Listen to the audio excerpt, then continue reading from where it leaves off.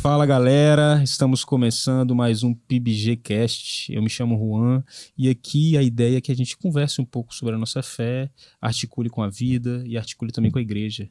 E hoje é um dia especialíssimo, hoje é um dia que promete porque vai falar um pouco da história da igreja e especialmente de 10 anos de ministério do pastor Eliender junto com a pastora Ana aqui.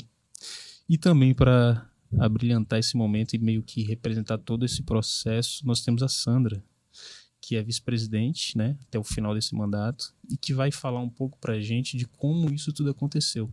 Então, Sandra, eu acho que para a gente introduzir esse assunto, seria importante você falar um pouco da sua história, como que isso se desenhou até a sucessão pastoral e como que isso foi feito, né? Como que a igreja encarou como comunidade. E o que você viu nesse rapaz, o que vocês viram, né? Que trouxe essa bênção pra gente. Gostei do rapaz. Gostei do rapaz. Tá bem, né? Fala um pouquinho pra gente, Sandra. Boa noite, pode se apresentar aí também. Boa noite. Então, meu nome é Sandra, né? Vargas Boecker Prates. E eu cheguei aqui para a igreja de Goiabeiras, bem nova, né? Cheguei aqui para Goiabeiras, eu tinha 7 anos de idade, família vindo do interior, né? Para a capital. E aí a gente chegou, veio morar aqui no bairro e, logicamente, procurou a igreja mais próxima, né? Sim. Que era a primeira igreja batista aqui em Goiabeiras. E desde então, eu cresci aqui, né? Passei aqui minha época de junior, minha época de adolescente, me batizei, né? Na época que eu cheguei, o pastor aqui na época era o pastor Carlos Rubens, que foi o pastor, inclusive, que foi responsável, né? Que liderou a construção desse prédio aqui, né? Que na época era algo muito visionário, né? Sim. É verdade. E algo desse porte, desse tamanho, né? E acompanhei, assim, a época como criança, né, como adolescente, a época de mutirão na igreja, né, para a construção do templo. E aí eu fui me desenvolvendo na igreja, né, na época de juniores, depois na época dos adolescentes, né, e logo Deus foi despertando também a questão da liderança. Então, liderei os adolescentes uma época, depois juventude, casais, né, e fui diaconisa da igreja quando, né, a gente tinha aqui o conselho diaconal que apoiava o ministério pastoral, né, mais diretamente. Então é uma história assim de muito amor e muita dedicação, né, pela igreja aqui em Goiabeiras, né? E tive o Tinha privilégio. Mensageiros do Rei já? Mensageiros do Rei, fiz parte muito das bem, Mensageiras do muito Rei. forte. Nossa, eu lembro das líderes até hoje, né, com muito carinho, e muitos retiros de Mensageiros do Rei, né? E aí, dentro desse processo de desenvolvimento de liderança, né, eu fui acompanhando os ministérios. Depois do pastor Carlos Rubens veio, então, o ministério do pastor Eliezer, né, Francisco Dávila. Quase. Quase que eu falei Eliender. Francisco. Meu sobrenome é Eliender e Francisco. Isso. Você sabe que Tá tudo em casa. a gente tava com o Léo indo na pracinha e tive um cara que mexe com coisa de criança, né? Uhum. Aí ele foi falar pra tentar fazer a manutenção aqui. Uhum. Aí ele falou, pastor Eliezer? Ele falou, quase isso. Tem tempo que tem tempo. Pode ficar. E aí, depois do ministério do pastor Eliezer, então, veio o pastor Robson, né, que veio lá do sul para cá.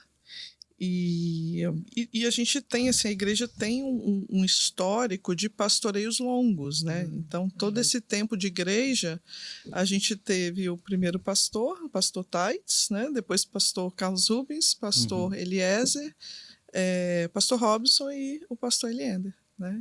Em todo esse tempo de igreja. E sempre os ministérios, assim, as transições muito pacíficas, né? A igreja tem essa característica, uma igreja muito acolhedora, sempre reconheceu muito, assim, o ministério pastoral mesmo, né? Sempre tratou com muito respeito, com muito cuidado, né? Então a igreja tem esse histórico, né? E aí a gente, dentro desse processo, né, de acompanhar a igreja há tanto tempo, chegou a época em que o pastor Robson, então, decidiu sair, né? Ele pediu para sair e ele foi preparando a igreja no seguinte sentido, assim, eu vou sair, mas eu vou ficar ainda aqui 1 ano para a igreja ter tempo de se preparar. Fazer uma transição. Fazer uma transição. E aí foi quando, então, na época, o irmão que estava na vice-presidência, ele pediu para sair, né? Foi um desejo dele, já estava há bastante tempo também na vice-presidência da igreja. E então, Deus foi direcionando, né? De maneira que, na época, eu assumi, né? Pela vontade da igreja, a vice-presidência, já com essa missão de sucessão pastoral, né? Já tendo isso em vista. Eu como presidente interina, e aí o Valdir assumiu, o pastor Valdir, né? Hoje pastor Valdir, assumiu como vice-presidente também, né? E aí a gente começou, então, o processo de compor a comissão pastoral, né, fazer essa composição, que ela foi composta na época pelos líderes, né, alguns líderes da igreja que foram escolhidos, né, foram indicados e eleitos. E a partir daí a gente foi escolher quem é que ia liderar presidir a comissão de sucessão pastoral, que foi o Marquinhos, né, o Antônio Marcos, que teve um papel fundamental, ele foi brilhante, né, nessa condução. E foi bênção mesmo, Deus usou muito a vida dele. E aí a gente começou, junto com a igreja, o processo em si de sucessão pastoral, né? E eu tenho até alguns arquivos lá em casa ainda. Esses dias eu achei um papelzinho, né? Eu ia até tirar uma foto e te mandar. Tem que colocar no telão lá pra gente ver. É verdade, eu tenho que trazer para vocês verem. Que eram os encontros de oração, né? Os momentos de oração que a igreja ia fazer, né? Todos planejadinhos ali, que foi assim a base, né, de todo o processo de sucessão pastoral. A primeira coisa, a gente precisa orar, precisamos orar. E aí a gente começou a levantar a igreja, né, nesse propósito de oração. E junto, assim, paralelamente, a gente começou a consultar a igreja, né? Fazer uma pesquisa mesmo com a igreja. Na igreja, à época, tinha 200 e poucos membros, não me lembro o número exato agora, mas não era uma igreja tão grande, né? E a gente começou a fazer um levantamento de perfil. O que a igreja quer de um pastor? O que a igreja deseja, né? E aí foram surgindo ali algumas características, né? Assim, como que seja um bom pregador, que tenha uma palavra boa, consistente, que seja um pastor que ame o evangelho, né? Que seja um pastor também que tenha essa visão evangelística, que seja um pastor que seja filiado à ordem também dos pastores e a Convenção Batista, né? Então a igreja foi traçando ali um perfil, né? Um perfil não traçado pela comissão, mas pela igreja.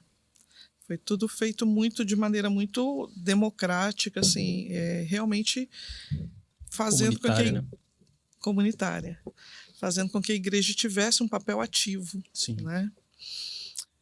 Acho que isso que dá mais, assim, autoridade para o pastor, né? O pastor tem confiança de que ele foi escolhido realmente não por um grupo, mas por uma igreja que se empenhou ativamente, né?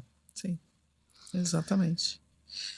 E a partir daí a gente então começou a traçar aí já a comissão, né? E sempre participando a igreja e consultando a igreja, como que a gente ia fazer um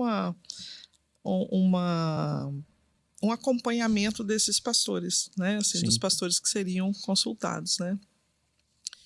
E aí a gente começou a definir alguns critérios, né?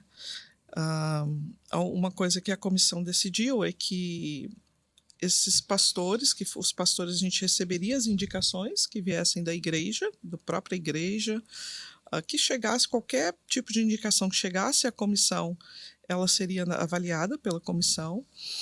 E aí a gente, antes de consultar o pastor se ele estava aberto ou não a convite, alguém da comissão, 1 ou 2 membros da comissão, ia até a igreja do pastor, sem ele saber, né? Espias mesmo. Espias de Josué. Total. E foi um processo muito interessante, porque a gente ia Ó, a terra tá boa. Ali, Exatamente. ali tem jogo. E aí a gente observava detalhes, né? Porque como era algo muito espontâneo, né? Assim, eram visitantes que estavam Sim. na igreja, né? E a gente teve até pastor do interior que foi visitado, né? Sim. E aí uma das coisas, por exemplo, que se observava era o relacionamento do pastor com a igreja. Então, assim, Isso é muito bom. um culto no domingo de manhã terminou e o pastor não foi nem para a porta cumprimentar os membros, né? Então, assim, isso não é perfil Goiabeiras. É. Definitivamente não é, né?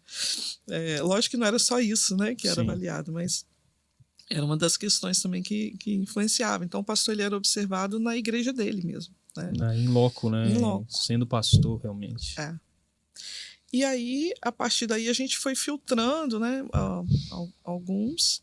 E aí, a partir desse momento, a gente então convidava o pastor, consultava primeiro se o pastor estava aberto a convite, né? E havendo uma resposta afirmativa, a gente trazia o pastor até a igreja para um momento aí já ciente, né, que a igreja estava num processo de sessão pastoral e então ele vinha, pregava e depois da mensagem tinha um momento, né, de aberta a perguntas da igreja, se a igreja queria fazer alguma pergunta e depois um encontro com a comissão de sucessão pastoral. Aí já uma sabatina, né, pastor? Uma sabatina. Você não tem ideia. Já era entrevista de emprego. Foi uma sabatina bem interessante. A primeira vez que nós pregamos foi num retiro de casais até, em Santa Teresa, se não me falha a memória. Foi isso mesmo. E depois nós pregamos aí no culto. E eu lembro que me deram... Já estava em sucessão pastoral essa? O tema foi bom. Já estava. Me deram para poder falar sobre Apocalipse. Meu Deus. Espírito Santo. Espírito Santo. Foi. Não, Apocalipse foi depois. Foi depois. Apocalipse foi depois. Espírito Santo. Então teve a primeira prova e a segunda ainda. Segunda fase. E aí quando foi já para...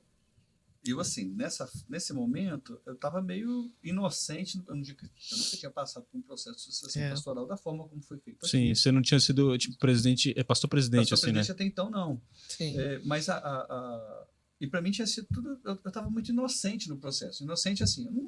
Você não tinha o traquejo. Eu fui para a conversa não preparado. Fui para a conversa...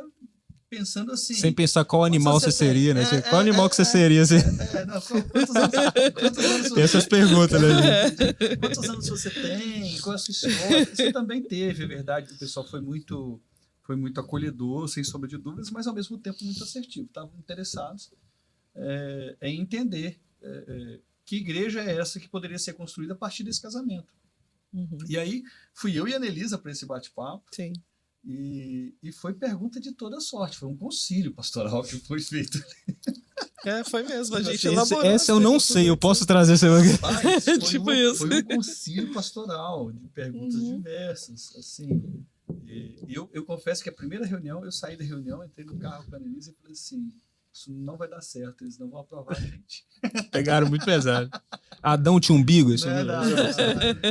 Mas era porque, ao mesmo tempo, tinha algumas proposições que eram desafiadoras para as igrejas num perfil mais tradicional, histórico, e que a gente estava propondo algumas mudanças, desde de cara já, né? Então, por isso até não foi nem por conta das perguntas em si, mas pelas respostas que eu dava a essas perguntas. E foi... Eu lembro que a pessoa que no primeiro encontro, eu falei até com a Elisa, aquele senhorzinho careca. Você até falar quem é. Tá. Pastor Valdir. Aquele senhorzinho careca. Mas ele tem uma cara de bravo, assim. Você conversa com o Valdir, não dá nada, né? Mas porque naquele momento a expressão que estava era ele estava como avaliador, né? Assim. Eram quantas pessoas que tinham, você lembra? Na comissão, 10, acho 12. Que éramos em 9, se eu não me engano, 9, por aí. Era bastante gente. Isso foi depois, você pregou a primeira vez no Retiro de Casais. E já tava a igreja já estava em processo de sucessão. E aí foi aí que a gente... Foi que eu fui conhecer a igreja de Goiabeiras mesmo. Então eu não conhecia nada.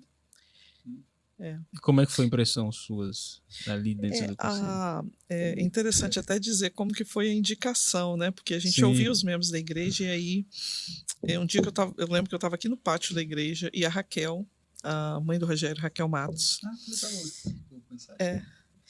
Ela chegou para mim e falou: Sandra, a comissão ainda está aceitando indicações? Eu falei: claro. Aí ela disse: olha, tem um pastor, na verdade é um casal, que eles estão ali na igreja da Jardim da Penha, e é um casal muito trabalhador. Muito trabalhador. Então, tive ótimas referências deles. E aí eu disse: tá, você tem um contato, né? Tem os nomes? Não, tem, vou te passar. Aí ela me passou. E aí foi quando a gente começou. E aí alguém disse assim: olha, quando eu levei o nome para a comissão, né? A pessoa disse assim: se não tivessem sido indicados, eu ia indicar. Né? E aí Deus foi movendo no processo de um jeito, porque ao mesmo tempo que teve essa questão, né, igual você disse que estava inocente no processo, né, teve o mover de Deus assim que foi muito grande através da Aninha, né? Sim.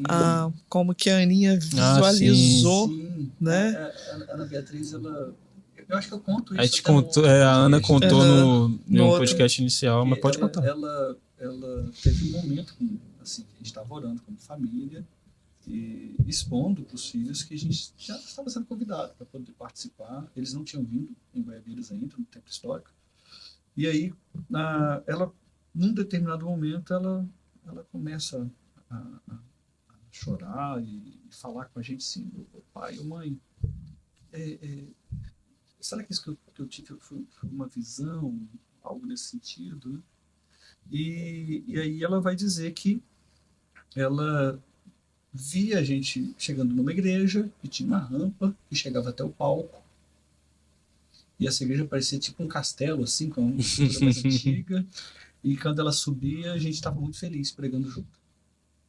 Só que ela nunca tinha vindo em Goiabeiras no tempo histórico. E quando a gente viu a primeira vez... Quando chegou, você falou: vixe. Quando ela subiu a primeira vez, ela falou assim... Eu me arrepio até hoje quando eu ouço isso. Foi esse lugar que eu vi.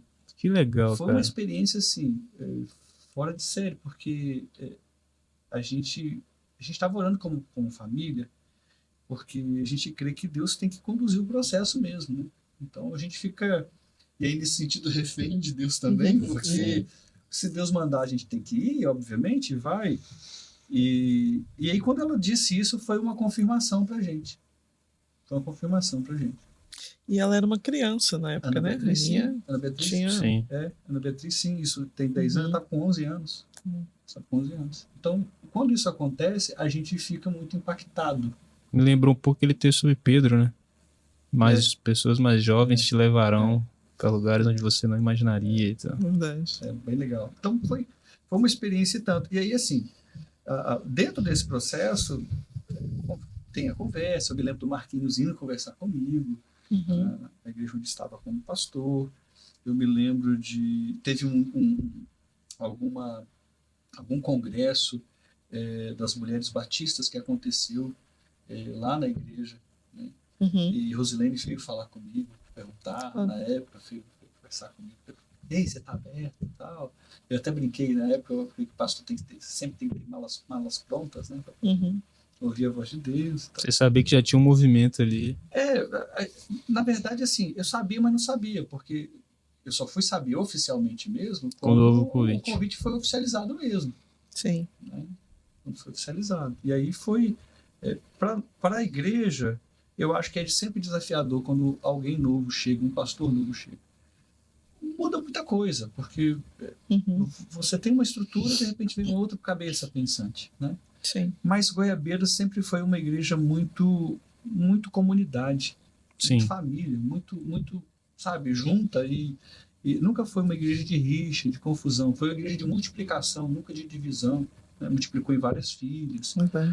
Uma igreja que sempre valorizou essa questão pastoral também, tanto é que muitos pastores saem no sentido assim, são nascidos aqui dentro da comunidade historicamente, não apenas nesse nosso tempo, mas na história também. E isso tornou o processo mais fácil, né? Sim. Mas, ao mesmo tempo, para a gente também não foi muito fácil, porque a gente estava numa lógica de igreja e, de repente, era outra lógica de igreja. Então, era a primeira vez que eu seria um pastor presidente de uma igreja, até então eu era pastor auxiliar. Você tinha quantos anos na época? 10 anos atrás? 10 anos atrás eu estava com 32 anos. Minha idade.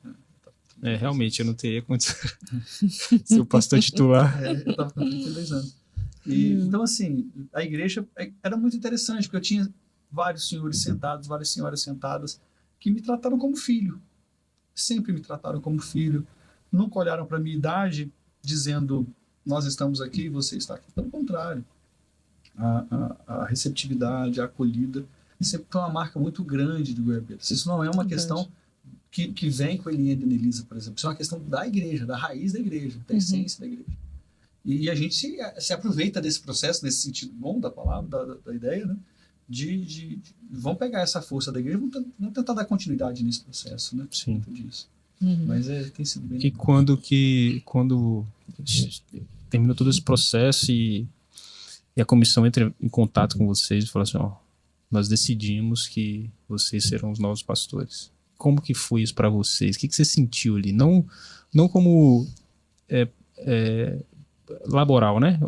Trocando, mas como pessoa, servo ali. Um misto de emoções, porque assim, ao mesmo tempo que tinha a grande alegria, tinha aquele frio na barriga tremendo. Porque enquanto eu estava como pastor auxiliar, eu dependia da visão de alguém. Agora você tem que criar, dando né? certo ou dando errado, eu só fazia como consequência da visão de alguém. Agora não, agora eu precisaria dar as caras nesse sentido de fazer acontecer e de elaborar uma transição, inclusive, de igreja, porque a igreja, o tempo muda e a igreja precisa mudar com o tempo. Não que o evangelho não muda, mas a igreja vai se adaptando ao tempo. Essa adaptação nem sempre é fácil de se fazer. Né? Então, foi um frio na barriga enorme, parecia uma montanha-russa. Eu não lembro, o Sandro talvez lembre disso, mas eu acho que tinha um culto semanal aqui, eu acho que eu vi num culto semanal. Tinha um culto na quinta-feira, né? Que era um culto de oração. E os cultos aos domingos, né?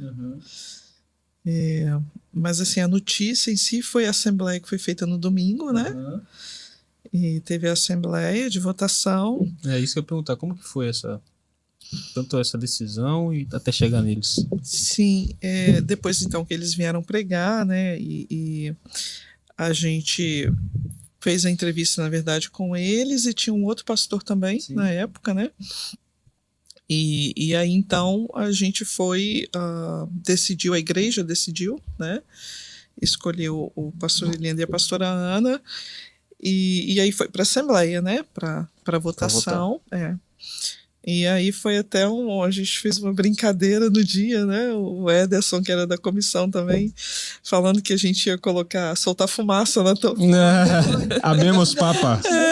Abemos papa. Não, eles fizeram isso. Fizeram. Fumaça preta é branca, né? Fumaça branca. Fizeram isso. Por conta do meu sobrenome Francisco, né? Abemos papa Francisco.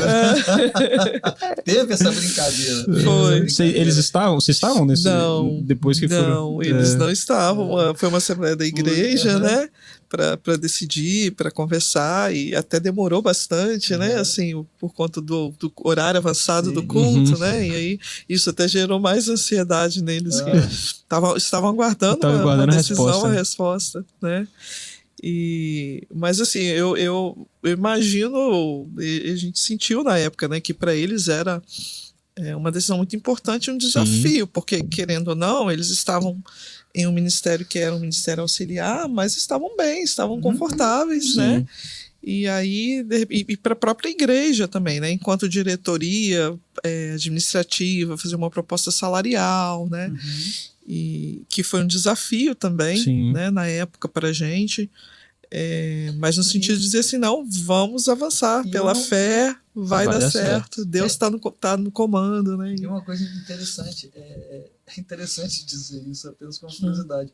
Eu não sabia quanto eu ia receber em termos de você foi chamado e você não... Exatamente, não sabia, não chegou para mim, tipo assim, olha, tá abrindo uma vaga de emprego. Tem um valor X. A proposta é essa, e não teve isso. Então foi...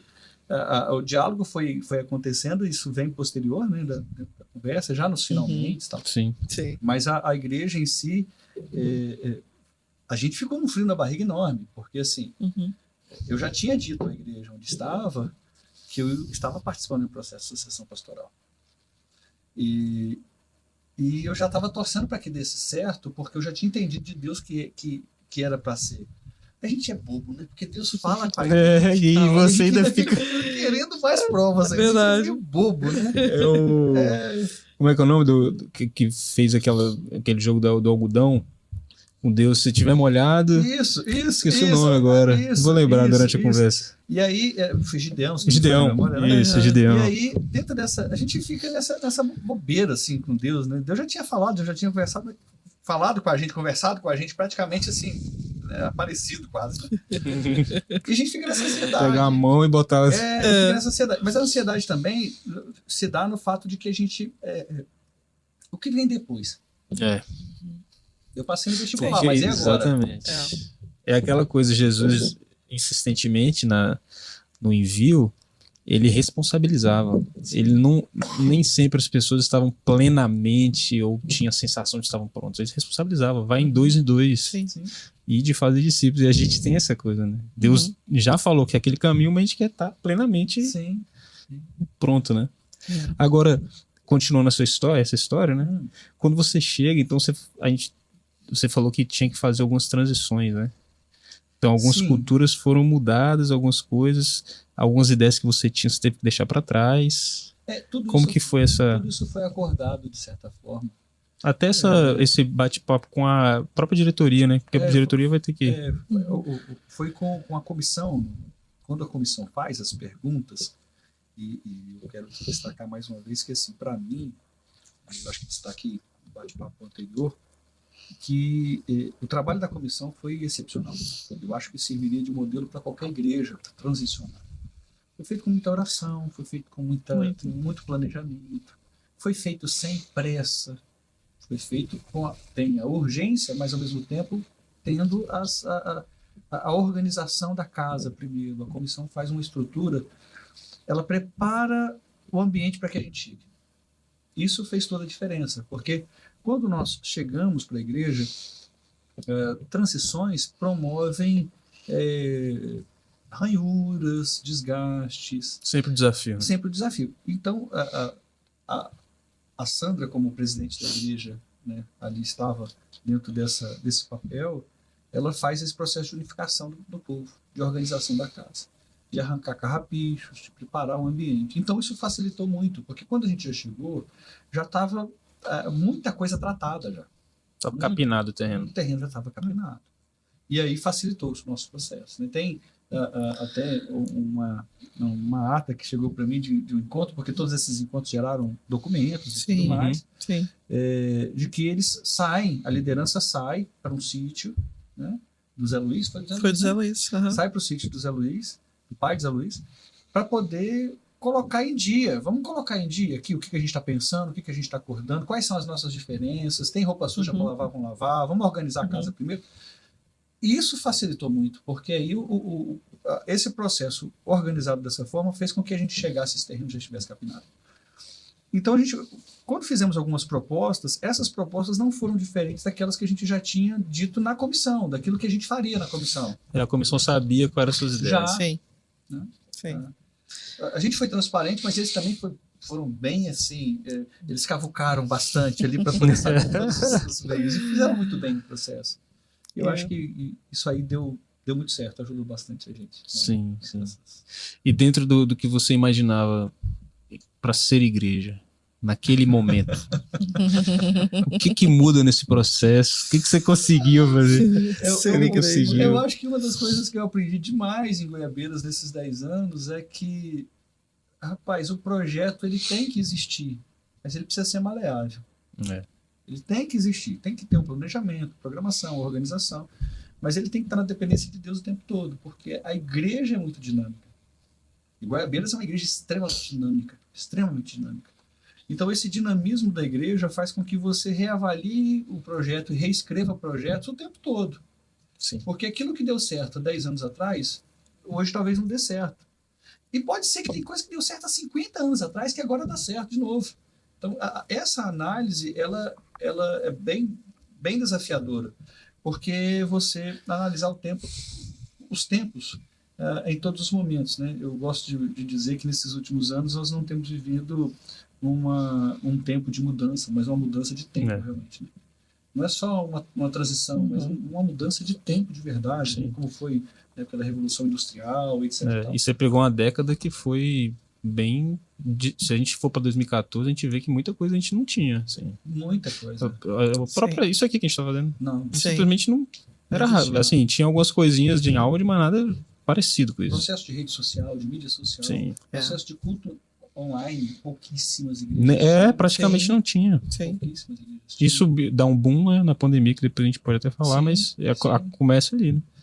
O primeiro processo que a gente começou a trabalhar foi a transição de um modelo de culto.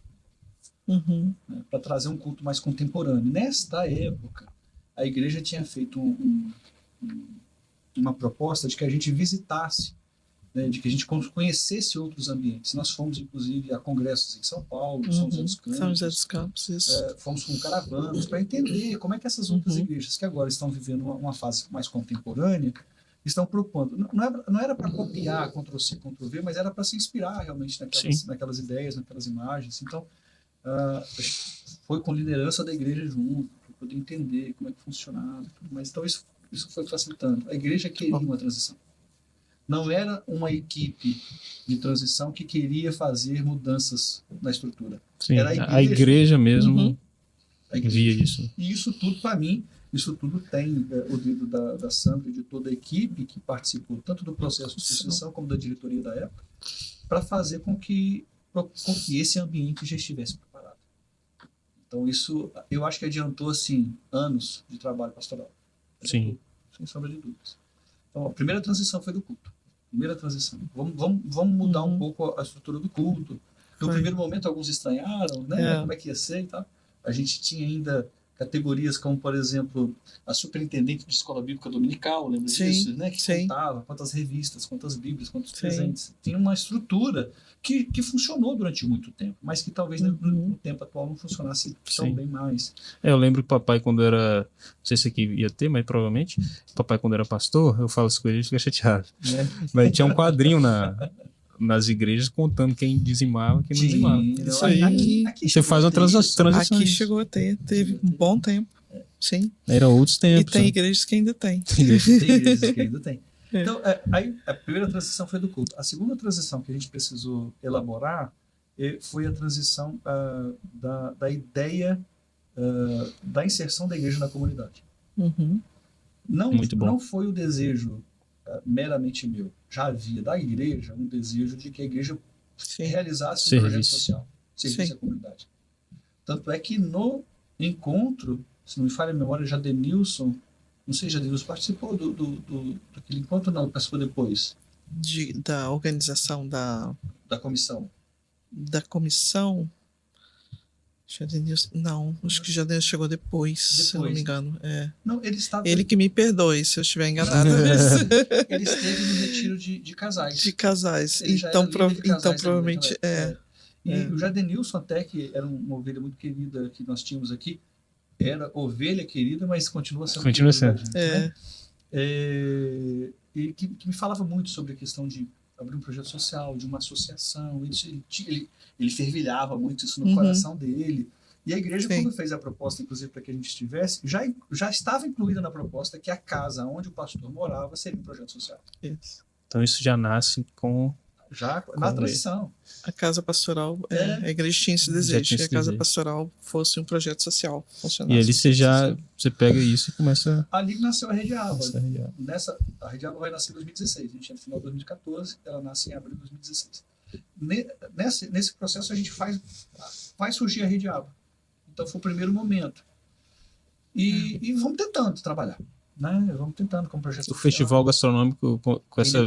Vem depois, né? Vem depois. O festival gastronômico ele nasce com uma necessidade da igreja local. Depois a gente transiciona para a Rede Aba. Porque ele nasce como uma necessidade da igreja local que foi... nós tínhamos um projeto de bombeiros que nós tínhamos que fazer aqui nesse prédio histórico. E até... algumas adequações. Umas adequações para o corpo de bombeiros, hidrantes, etc. e tal. Caixa d'água para poder cumprir esse requisito. e até o Marcelo Siquara e a Miriam que nos deram essa proposta. Vamos fazer um festival gastronômico, era uma coisa mais simples e tal, da proposta a gente acabou floreando. Foi o negócio, virou para poder fazer isso. Fantástico. E a outra questão que foi um momento mais desafiador para a gente, que a pandemia atrapalhou demais isso, foi os pequenos grupos.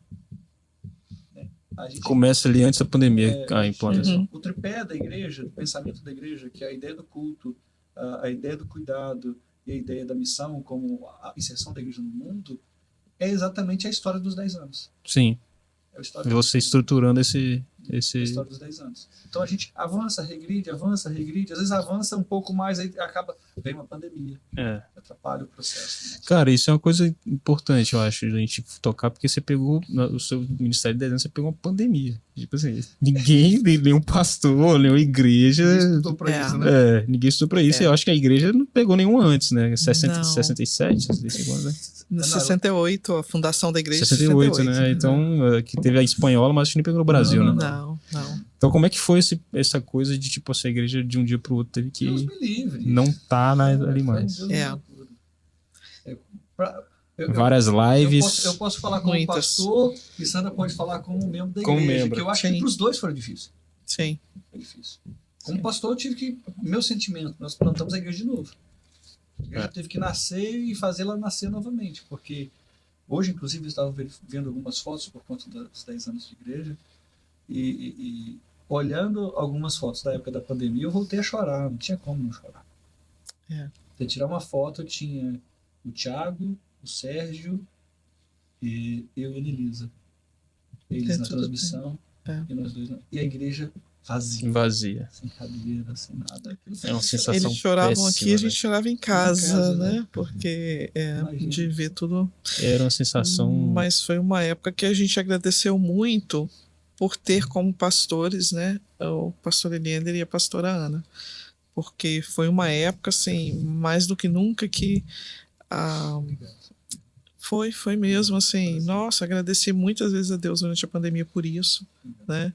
Falei isso para algumas pessoas também, porque eles foram, mais uma vez, assim, na liderança deles, encontrando formas de, mesmo a comunidade estando distante, fazer com que a comunidade se sentisse próxima, né? Então, algumas coisas foram muito marcantes, assim, né? O fato de eles estarem aqui sozinhos e fazendo essa transmissão do culto, que a gente também teve que, né?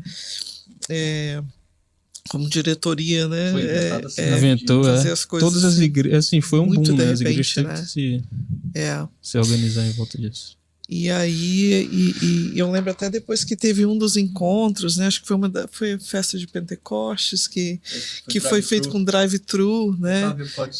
E aí os carros passavam aqui, né? E pegavam um kitzinho, né? A gente fez a festa, porque a festa de Pentecostes é uma festa que a gente faz aquele estilo meio da roça, no interior e tal. Pra quem não sabe, né? É uma festa anual que a gente faz, que é uma festa de comunhão mesmo. São João foi a junina. Não, é agostina. Nada. Não pode. Da roça. Festa da roça. Festa de São João, não. São João 3,16 também não. É uma festa, na verdade, ela nasceu como festa da comunhão dos pequenos grupos. Sim. Ela nasce por meio dos pequenos grupos. E aí, quando chega 2020, nós tivemos o processo da pandemia, a gente falou, meu Deus, nós vamos fazer o que agora? Então, foi que quando... assim, vai dando as ideias e as coisas vão surgindo também, vamos ouvindo também os outros pastores que compõem a equipe. Vamos fazer um drive-thru.